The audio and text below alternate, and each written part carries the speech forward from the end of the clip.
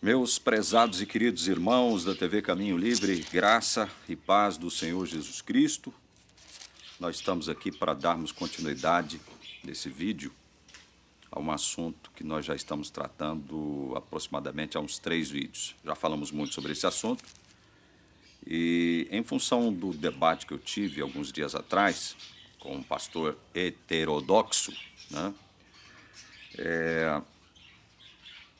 ele afirmou a questão da perda da salvação como sendo algo que corresponde com a verdade do Evangelho.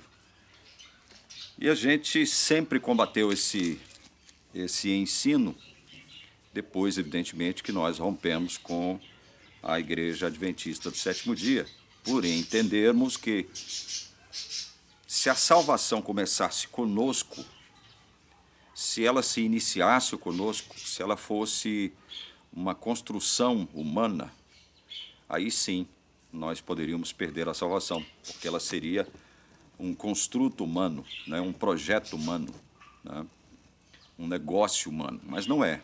Nós já afirmamos inúmeras vezes aqui na TV Caminho Livre que a salvação é um negócio de Deus, é um projeto de Deus. Deus começa e ele termina.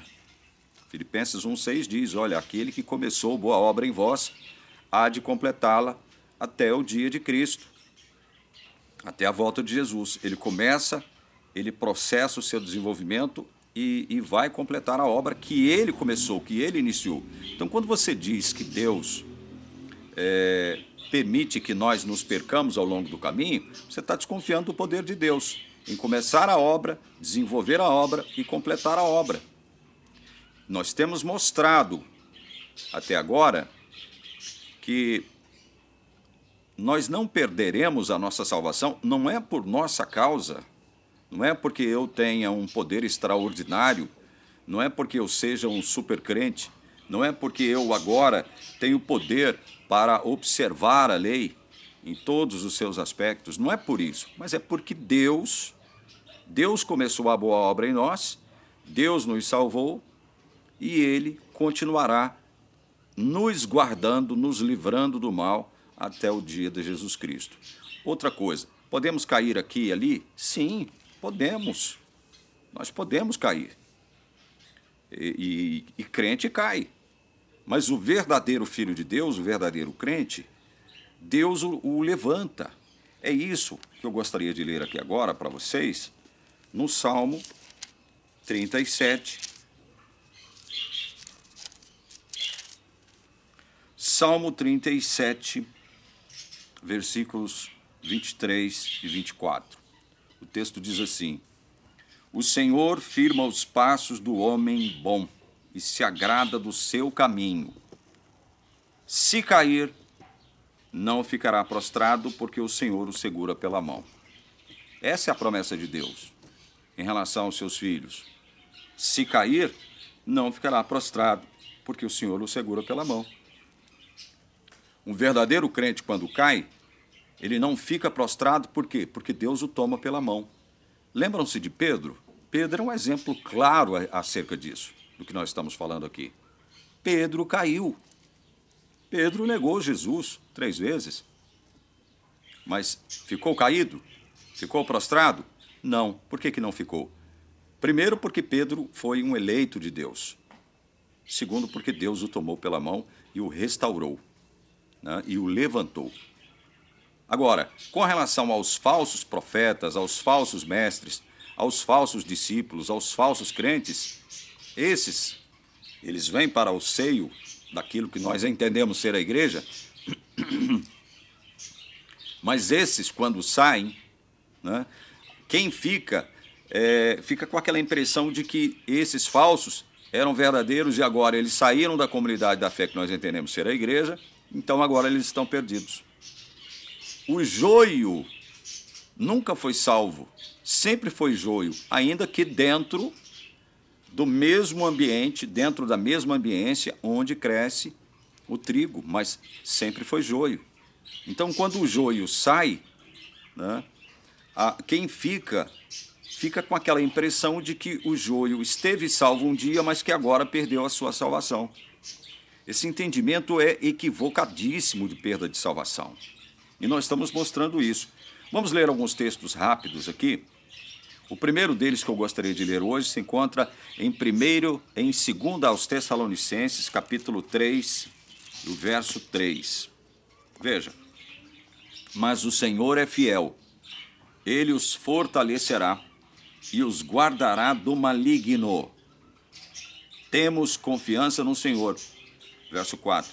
Quanto a vocês, de que não só estão praticando as coisas que lhe ordenamos, como também continuarão a fazê-las.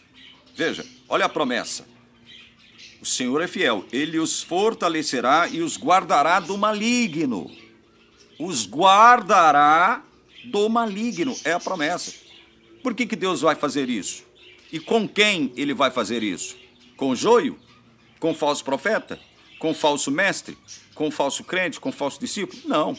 Ele faz isso com os verdadeiros filhos. Ele faz isso com trigo.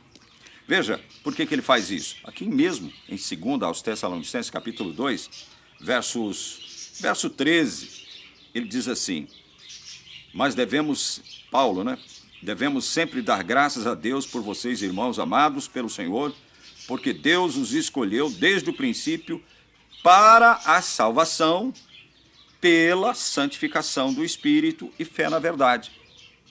Deus nos escolheu desde o princípio para a salvação. E como é que ela se processa em nossa vida? Pela santificação minha? Não, pela santificação do Espírito e fé na verdade. Quando o Espírito, ele opera numa pessoa no sentido de processar nela o novo nascimento, a regeneração, essa pessoa passa a crer em Jesus Cristo como seu Salvador e Senhor. E o processo de santificação começa exatamente ali. É um processo. A santificação é um processo. Santificação não é causa de salvação. Santificação é produto da salvação. É produto, é um efeito da salvação. Então, por que Deus, através do apóstolo Paulo aqui, nos promete fortalecer e nos guardar do maligno? Porque ele nos escolheu para a salvação, desde o princípio. É esse o motivo. Deus nos guarda do maligno. Ou você não crê nessa promessa? Ou você descrê da palavra de Deus? Outro texto que eu gostaria de ler, está aí logo à frente, 2 Timóteo, capítulo 1, verso 12. 2 Timóteo 1, verso 12. Olha, e por isso estou sofrendo estas coisas, mas não me envergonho, porque sei em quem tenho crido, e estou certo de que ele é poderoso para guardar aquilo que me foi confiado até aquele dia. Paulo falando acerca de Deus e afirmando, mais uma vez, que Deus é poderoso para guardar aquilo que lhe havia sido confiado. Esse mesmo Deus de Paulo, que era poderoso para guardar aquilo que lhe fora confiado pelo próprio Deus, ele faz a mesma coisa conosco. Ele é poderoso para guardar aquilo que ele nos confiou. Ou seja, o dom do Espírito Santo, a fé em Jesus Cristo, os dons espirituais. Como um texto de Coríntios que nós lemos aqui, se não me engano, há 2 vídeos atrás. Tudo o que nós necessitamos, tudo o que nós carecemos para continuar no caminho, Deus nos dá. Deus nos oferece. Ele não nos recusa. Com que propósito? O propósito é de fazer com que a nossa santificação progrida, cresça, evolua. Esse é o propósito. Outro texto que eu gostaria de ler, está aí mesmo em 2 Timóteo, capítulo 4, verso 18. O Senhor me livrará também de toda obra maligna e me levará salvo para o seu reino celestial. A ele glória para todo sempre. Amém. Veja, uma promessa que não se aplica somente a Paulo, ou a Timóteo, ou a qualquer um dos apóstolos ou discípulos, mas é uma promessa que se aplica a nós também. O Senhor me livrará também de toda obra maligna e me levará salvo para o seu reino celestial. Inclusive, esse texto aqui depõe contra aquela ideia daquele pastor com quem eu debati, dizendo que nós não iremos para o céu. O Apocalipse diz que nós vamos passar 1000 anos no céu. O reino de Deus começa no céu, ele começa no céu, né? Paulo, em Filipenses, diz que a nossa pátria está no céu, de onde nós aguardamos o Senhor. E quando ele voltar, ele permanecerá nos ares, nós seremos arrebatados, juntamente com os mortos que serão ressuscitados, para o encontro com ele nos ares. Se nós vamos encontrar com Jesus nos ares, é porque nós vamos para o céu com ele, passar 1000 anos lá, conforme o Apocalipse diz. Não sou eu que estou dizendo, é a Bíblia que está dizendo. Então veja, outra promessa: Deus nos livrará também de toda obra maligna e nos levará salvo para o seu reino celestial. É uma promessa para nós, é para mim e é para você. Você desconfia disso? Em nome de quem você desconfia desses textos que eu estou lendo para você aqui agora? Em nome de quem e de quem que você vai desconfiar e vai dizer para mim o seguinte: não, não é assim. Outro texto que eu gostaria de ler, Hebreus 7, 25. É um texto que a gente fala muito sobre ele, vira e mexe, a gente está comentando e trazendo ele à baila. Hebreus 7, 25. Por isso também pode salvar totalmente os que por ele se aproximam de Deus, vivendo sempre para interceder por eles. Veja, Jesus pode salvar totalmente os que por ele se aproximam de Deus, vivendo sempre para interceder por eles. Veja, a aproximação, a nossa aproximação de Deus, não é por nossa causa. Nós não nos aproximamos de Deus por nós mesmos, por causa de nós mesmos, porque nós damos conta de obedecer a lei, porque nós somos fiéis em tudo, porque nós somos super crentes, porque nós possuímos poder extraordinário para vencer toda a tentação.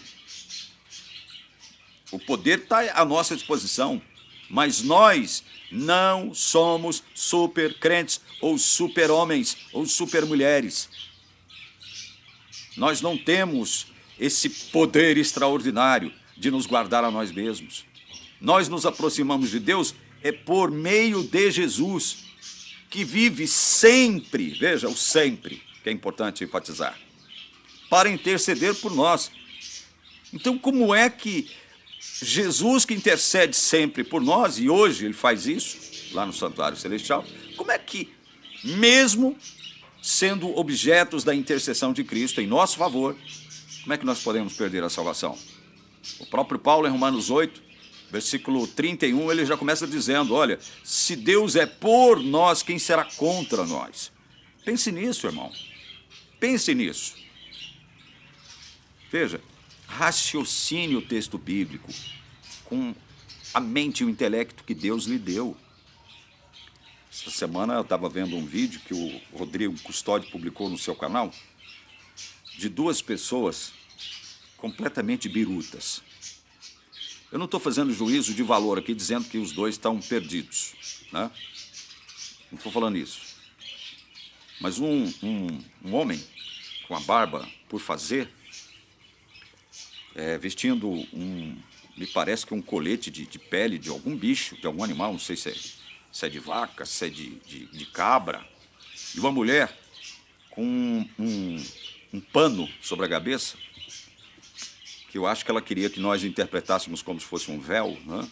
Mas era um pano, um pedaço de pano sobre a cabeça, e falando sobre Ellen White, falando sobre o fato de que o juízo para os adventistas se encerrarão agora no próximo dia 22 de outubro de 1844. Ou seja, olha só, hein? Olha a birutice, a patetice, e olha a gravidade disso, né?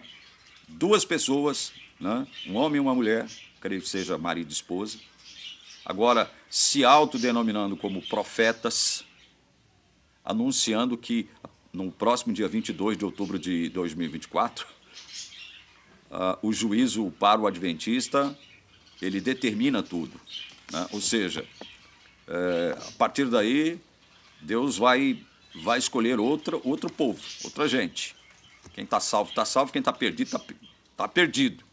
Então, assim, vocês percebem que existe uma espécie de lavagem cerebral dentro do Adventismo que só pode ser vencida pela força e poder do Espírito Santo.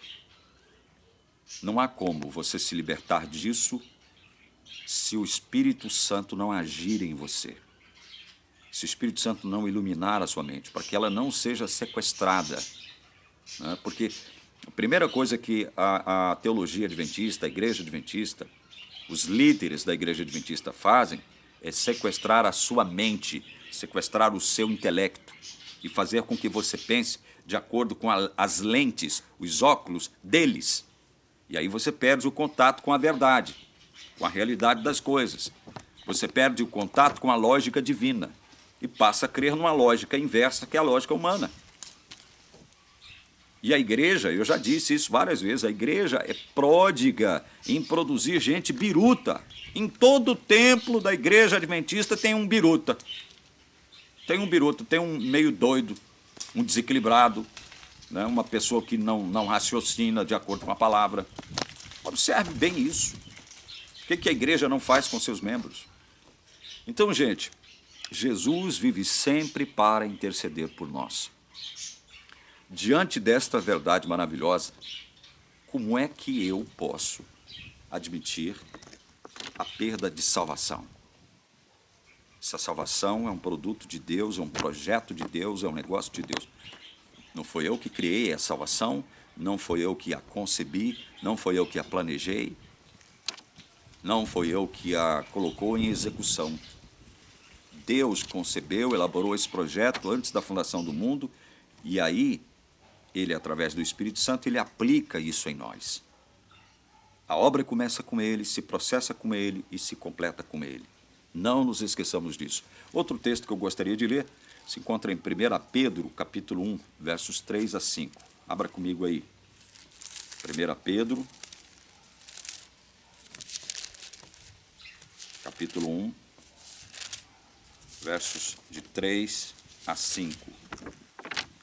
Bendito seja o Deus e Pai de nosso Senhor Jesus Cristo, que segundo a sua grande misericórdia nos regenerou para uma viva esperança, mediante a ressurreição de Jesus Cristo dentre os mortos. Veja, viva esperança. Não é uma esperança morta, não é uma esperança duvidosa, incerta. Para uma herança que não pode ser destruída. Herança que não pode ser destruída, ou seja, herança que não pode ser o quê? Tomada. A herança não pode ser tomada. É isso que o texto diz.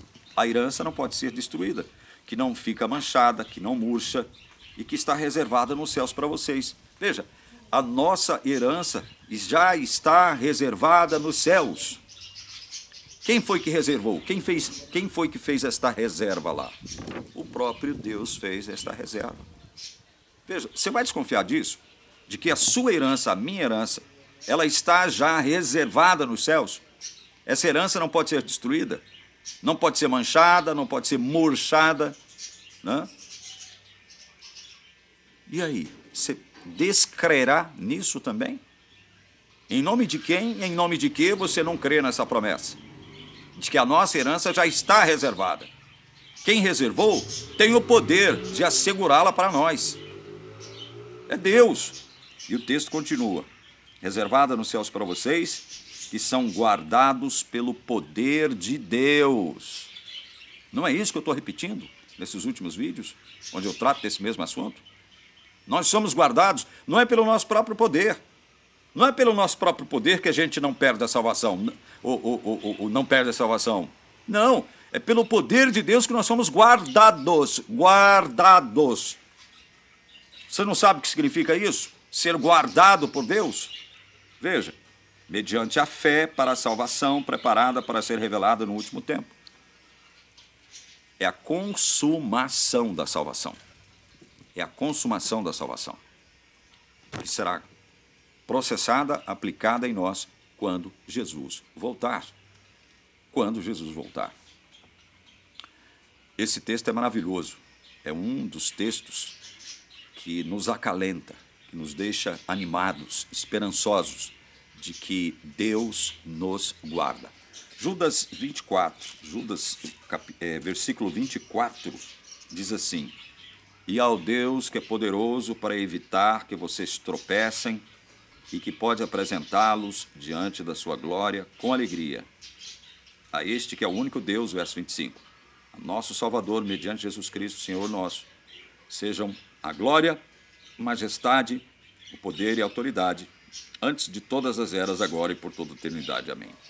Deus que é poderoso para evitar que vocês tropecem e que pode apresentá-los diante da sua glória com grande alegria. Esse é o nosso Deus.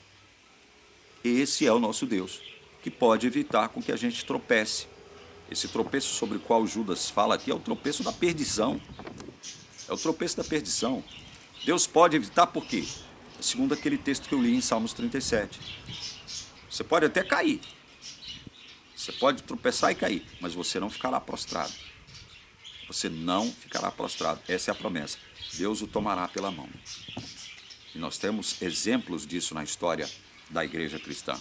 Outro texto que eu gostaria de ler se encontra em 1 João, ali atrás, capítulo 5, verso 18. Sabemos que todo aquele que é nascido de Deus não vive em pecado, porque quem é nascido de Deus guarda a si mesmo e o maligno não pode tocar nele. Veja, aquele que é nascido de Deus guarda a si mesmo e o maligno não pode tocar nele. O maligno não pode tocar numa pessoa que foi alvo, que foi objeto da transformação, do novo nascimento, da regeneração por meio da obra do Espírito Santo. O maligno não pode tocar nesse. O maligno só poderá tocar nesse com a permissão de Deus. Com a permissão de Deus. Veja que até o maligno, ele tem um limite. Em relação aos que foram nascidos de Deus, nascidos do Espírito, conforme o evangelista João afirma em seu evangelho, lá no capítulo 3, quando ele relata aquela conversa, aquele diálogo que Jesus teve com Nicodemos, que o procura. Vocês percebem essas promessas maravilhosas? Eu quero ler o penúltimo texto, que se encontra justamente no evangelho de João, no capítulo 17. Vamos ler mais uma vez. Esse é um texto que comumente a gente recorre a ele. João capítulo 17, versículo 12. Vamos ler a partir do versículo 12 aqui. Quando eu estava com eles, veja, isso aqui é Jesus fazendo uma oração ao Pai. E esse eles aqui é uma referência aos discípulos. Quando eu estava com eles, guardava-os no teu nome. Quando eu estava com eles, guardava-os no teu nome. Veja, Jesus, enquanto esteve aqui conosco, nos guardou no nome de Deus, no poder de Deus. Eu os protegi. Nenhum deles se perdeu. Por que nenhum deles se perdeu? Porque Jesus os guardou em nome do Pai, exceto o filho da perdição, para se cumprir a Escritura. Quem se perdeu? Aquele que Jesus chamou de filho da perdição. Ou seja, quem gerou este filho aqui? Foi a perdição, ou seja, já nasceu destinado a se perder, não porque Deus o forçou, não porque Deus o coagiu. Não. Ele tinha que, livremente, cumprir um papel que havia sido determinado por Deus. Aí alguém pode dizer, você está se contradizendo. Se Deus não o forçou, como é que ele poderia determinar que alguém desenvolvesse um papel determinado ou pré-determinado por ele? Então, se Deus pré-determina, não pode haver liberdade humana. Se há liberdade humana, não pode haver pré-determinação divina. Veja, esse é um assunto complexo, que por mais que a gente tente explicá-lo, não haverá como a gente processá-lo de acordo com a nossa mente carnal. A Bíblia fala que Deus é soberano. Em Daniel 4,35, a Bíblia diz que Deus age não só com os anjos, bem como com os seres humanos, moradores da terra, da forma como Ele quer. Isso não significa que Deus coage alguém, né, a fazer aquilo que Ele quer. Não. Simplesmente Deus deixa que estes seres humanos caídos, condenados, façam o que eles querem, porque são seres perdidos. Desde a queda de Adão, desde o pecado de Adão, o mundo inteiro está perdido. E esses que estão perdidos, a Bíblia deixa claro, eles não querem nada com Deus. Eles não desejam Deus. Eles não amam a Deus. Eles odeiam Deus. Eles não têm aquela ânsia, aquela coisa de querer Deus, de querer pertencer a Deus, querer viver no reino de Deus. Eles não querem isso naturalmente. Judas, tudo que fez contra Jesus, traindo-o, fez livremente. Agora, tudo que ele fez livremente se deveu, antes de qualquer coisa, a uma predestinação de Deus, a uma predeterminação de Deus. E Deus revelou isso para o salmista, lá no passado. Um dentre aqueles mais próximos dos seus discípulos trairia Jesus. A Bíblia não afirma o seu nome, mas não é preciso, Deus conhece as coisas, Deus conhece o fim desde o princípio. Deus já sabia quem era, ora bolas. Deus o predestinou para isso, sem, no entanto, coagi-lo. Então, isso para a mente, uma mente tacanha, finita, que acredita que a perda da salvação ela é real, isso não tem lógica, não tem sentido. Mas a Bíblia afirma tanto a soberania divina quanto a responsabilidade humana pelos seus atos, por suas ações. Porque senão Deus não poderia julgá-los, não é verdade? Então Jesus diz que nenhum deles se perdeu, quando ele estava pessoalmente com eles. Aí no verso 13 ele continua, mas agora vou para junto de ti e isto falo no mundo para que eles tenham a minha alegria completa em si mesmos. Eu lhes tenho dado a tua palavra e o mundo os odiou porque eles não são do mundo, como também eu não sou. Não peço que os tires do mundo, mas que os guardes do mal. Não peço que os tires do mundo, mas que os guardes do mal. Jesus recebeu a guarda dos discípulos, aqueles que Deus lhe deu. Agora, quando Jesus sobe para o Pai, ele transfere a guarda desses que Deus lhe deu para o próprio Deus, que realiza isso, esta guarda, por meio da operação da pessoa divina do Espírito Santo. Por isso é que Jesus prometeu em São João 14 que o Espírito Santo estaria para sempre conosco. E uma das tarefas, uma das missões do Espírito Santo é nos guardar. Porque foi isso que Jesus fez. Nos devolveu para o Pai, para que o Pai, através do Espírito Santo, nos guarde do mal, nos guarde da perdição. Você não crê em textos como esse? Você não crê nisso que eu acabei de ler para você? Você não crê nisso?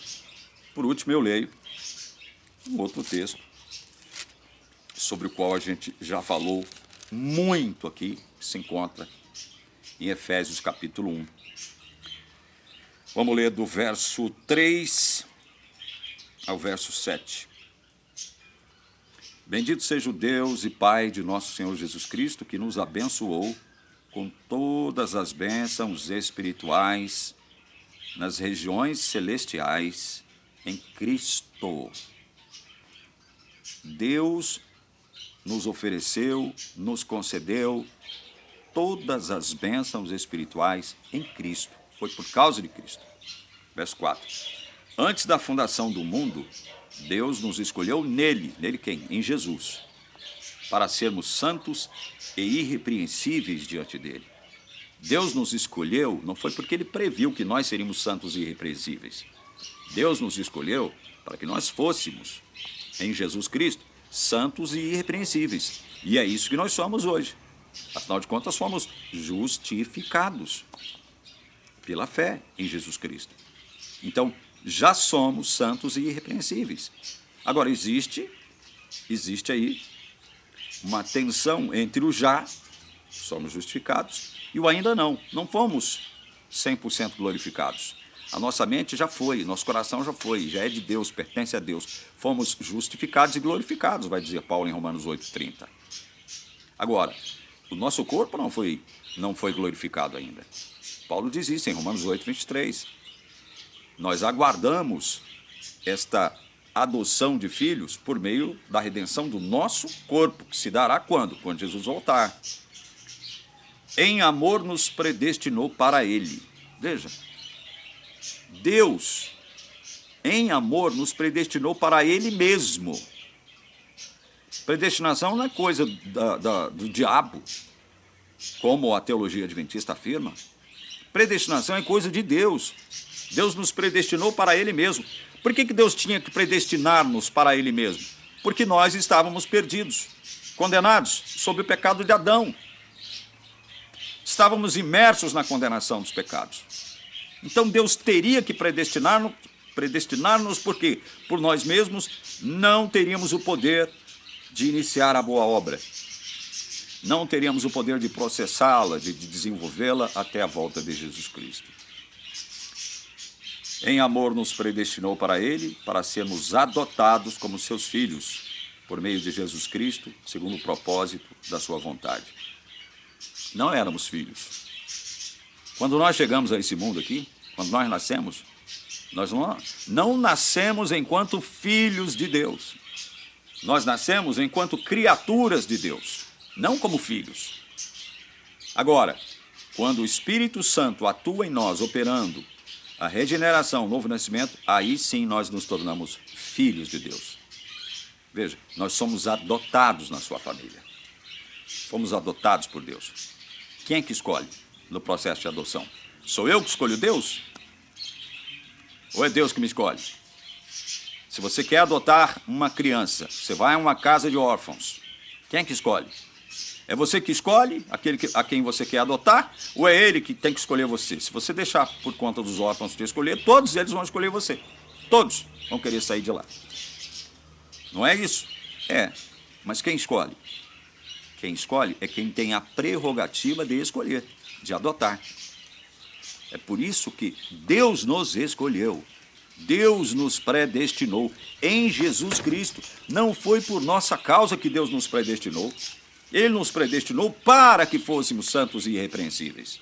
É isso que o texto diz. E aí diz o verso 6. Para louvor da glória de sua graça, que Ele nos concedeu gratuitamente no amado. Para louvor da glória de sua graça. Graça, do início ao fim, é de graça. Não tem esse negócio de ser salvo pela graça e ser julgado pelas obras. Ora, se Deus te concedeu a salvação de graça, como é que Ele vai poder cobrá-la lá na frente de você? Pelas obras. Isso sim não tem sentido. É o que a Igreja Adventista afirma.